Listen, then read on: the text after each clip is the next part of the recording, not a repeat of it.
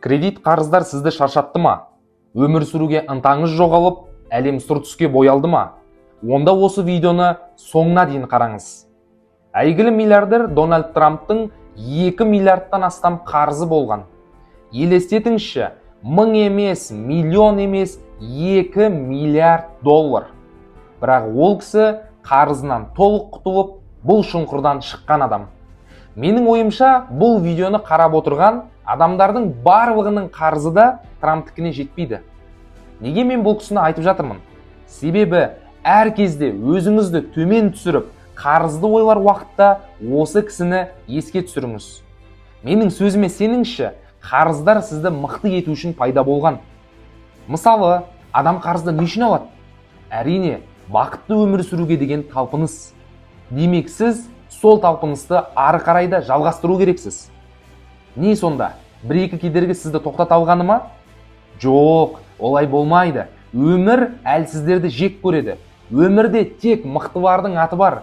Адамдардың аузында тек мықтылардың аты ғана қалған. Сіз өз қарызыңызды проблема ретінде көре берсеңіз, ол проблема үлкейе береді. Ал сол қарыздан құтылу жолын ойласаңыз, айналаңызға мүмкіндіктер жиналады. Мойындаңызшы, осы қарыздардан құтылу үшін сіз ерте тұра бастадыңыз. Айлығы көп жұмыс іздей бастадыңыз, немесе өз кәсібіңізді ашатын уақыт келгенін түсіндіңіз. Ендеше осындай себептер бола тұра, сіз қарызды жек көрмеңіз, керісінше қабылдаңыз. Өзіңізде қанша қарыз бар, одан қашпаңыз, керісінше қабылдаңыз.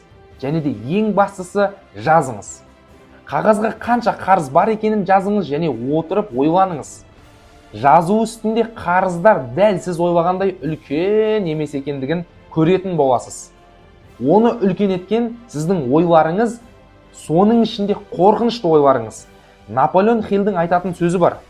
Өзіміз қоятын шектеуден басқа ойдың ешқандай шегі жоқ. Байлық та кедейлікте ойдың жемісі дейді. Жазғаннан кейін сол қарыздардан құтылудың жолын ойластырыңыз. Осы қарыздар жиналғанша жасаған қателіктеріңізді еске түсіріңіз. Сол қателіктерді қайта жасамауға тырысыңыз. Маған сеніңізші, жазу мен сызу әлемдегі ең тамаша өнертабыс. Осы жерде айтатын ең бастысы, өзіңіздегі ішкі рухты сөндіріп алмаңыз. Қандай жағдай болмасын, қанша қарызыңыз болса да, іштегі рух ең қажетті затыңыз болып қалсын.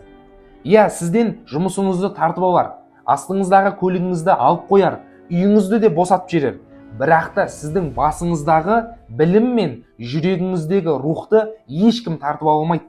Дәл осы екі нәрсе, іштегі мотивация сіздің қараңғылықтан алып шығып, жақсы өмірге бағыттайтынына сену керексіз. Шынымен де айтайын, бұл қарыздарды ойлап, өзіңіздің энергияңызды құрта бермей, сіз мүмкіндіктерді көре бастаңыз. Мүмкіндіктерді көре бастаған кезде сіздің айналаңызға неше түрлі адамдар, мықты идеялар, неше түрлі қайталанбас күшті жобалар басыңызға келе бастайды. Дәл сол кезде іштегі қорқынышыңызды жеңіп, армандаған өміріңізге қадам басыңыз. Видео ұнаса арнаға тіркеліп, лайк басып, комментарий қалдырыңыз. Келесі видеода кездескенше.